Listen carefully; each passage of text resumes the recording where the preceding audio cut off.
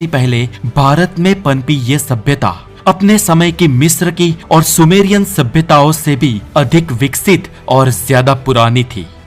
आमतौर पर तो इतनी पुरानी सभ्यताओं में छोटे बड़े गांव ही बसे हुए होते थे, लेकिन ये एकमात्र उस समय की नगरीय सभ्यता थी। यानी कि आज से 5000 साल पहले की इस सभ्यता में शहर भी बसे थे, जो नगर आज के आधुनिक नगरों जैसे व्यवस्थित और निश्चित क्रम में थे। इनफैक्ट इन नगरों को जब खोजा गया तो देखने को मिला कि इनकी सुव्यवस्था इतनी थी जिसकी कंपैरिजन में आज के ज्यादातर आधुनिक शहर भी नहीं आते। सिंधु सभ्यता के वो नगर बहुत ही ज्यादा विकसित थे।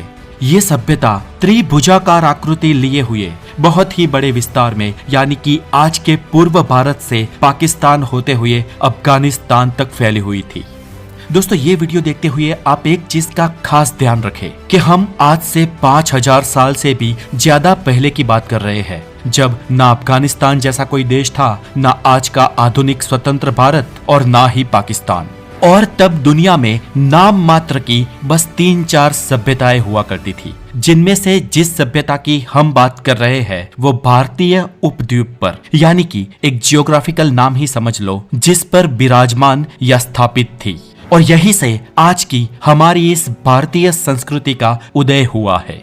आज दोस्तों हम इस वीडियो में जानेंगे कि हजारों सालों से जमीन के अंदर दबी हुई ये सभ्यता उजागर कैसे हुई। साथ ही हम ये भी जानेंगे कि क्या इस सभ्यता के लोग भारतीय ही थे या कहीं बाहर से आकर यहाँ पर बसे थे।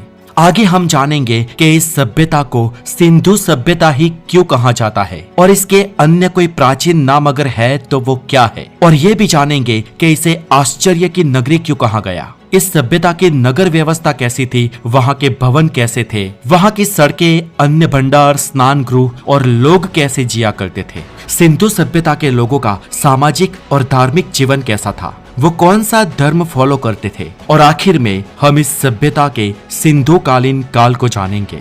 तो दोस्तों बने रहे द नॉलेज के साथ और इस डॉक्यूमेंट्री को अपने हिसाब से टाइम लेकर पूरा देखिएगा, क्योंकि मैं हूँ हितेश गिरी गोसाई और आप है हेल्दी और साइंटिफिक ज्ञान से होने की। तो साल 1826 में चार्ल्स मॉसन नाम के विद्वान का ध्यान हड़प्पा के टीले की ओर गया, लेकिन चार्ल्स ने हड़प्पा के उस टीले को सिकंदर कालीन मानकर इसका महत्व ज्यादा नहीं समझा। और इसके बाद साल 1856 में ब्रिटिश इंडिया में ब्रिटिश कालीन शासन के दौरान कराची से पंजाब के लाहौर की ओर रेलवे लाइन बिछाने की योजना के दौरान जब उसमें ईंटों का प्रयोग किया गया, तब उसमें यूज होने वाली ईंटों को इस हड़प्पा के टीले से निकाला जाने लगा। और जब टीले से ईंटें निकाली गई तो वहां से कुछ हिस्टोरिकल सामान भी मिला, जिसे भारतीय पुरातत्व सर्वेक्षण को सौंप दिया गया। लेकिन तब भी इस टीले के महत्व को कोई खास तुल नहीं दिया गया। और इसके बाद साल आता है साल 1921। तब भारतीय पुरातत्व सर्वेक्षण के महान निर्देशक सर जॉन मार्शल थे और उनके ही नेतृत्व में दयाराम साहनी और उनकी टीम के द्वारा हड़प्पा के टीले की विस्तृत में खुदाई की गई। और उस खुदाई में बहुत सारे पुरातत्व स्रोत हाथ लगे और यहीं से उन्हें मालूम हुआ कि ये तो कोई सिकंदर कालीन जगह नहीं, लेकिन यहाँ पर तो एक बहुत ही पुरानी और विकसित सभ्यता थी। और इसके अगले ही साल 1922 में राखाल बैनर्जी के द्वारा मोहेंजोदड़ो नाम के इस पुरातन कालीन शहर को विस्तृत रूप से उल्लेखित किया गया, जिसमें बताया गया कि यहाँ पर 5000 साल से भी ज्यादा पुरानी एक सभ्यता बसी हुई थी और वो सभ्यता अपने शहरों को विकसित और सुव्यवस्थित ढंग से बनाए हुए थी। इसके बाद इस विस्तार के आसपास के बहुत सारे जगह पर खुदाई शुरू हुई और वहां पर इस सभ्यता के बहुत सारे अन्य स्थान भी मिले। आज तक इस सभ्यता की इस विस्तार के आसपास 1400 से भी ज्यादा जगहें खोजी जा चुकी है, लेकिन इन सभी में से केवल 7 जगहों को ही उस सभ्यता के महानगरों की संज्ञा दी गई है। और वो नगर थे हड़प्पा, मोहेंजोदड़ो, चन्हूरदनो, लोथल, कालीबंगा, बनावली और धोलावीरा। सिंधु सभ्यता की नगर व्यवस्था। तो दोस्तों इस सभ्यता की सड़कें, भवन, अन्न गृह, स्नान गृह, कारखाने, ये सभी पक्के मकानों जैसे बने हुए थे।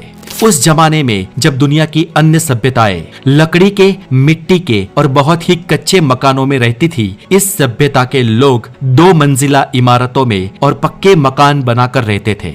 और सिंधु सभ्यता की सबसे प्रमुख विशेषता उसकी नगर योजना ही है।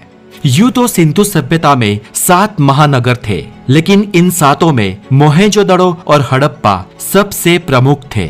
और इन नगरों की जनसंख्या आज से 5000 साल से भी ज्यादा पहले, यानी कि उस जमाने में 35,000 से 40,000 लोगों तक की थी। और ये नगर चारों ओर से पक्की ईंटें और ऊंची ऊंची दीवारों से घिरे हुए थे और बीच बीच में एक जगह से दूसरी जगह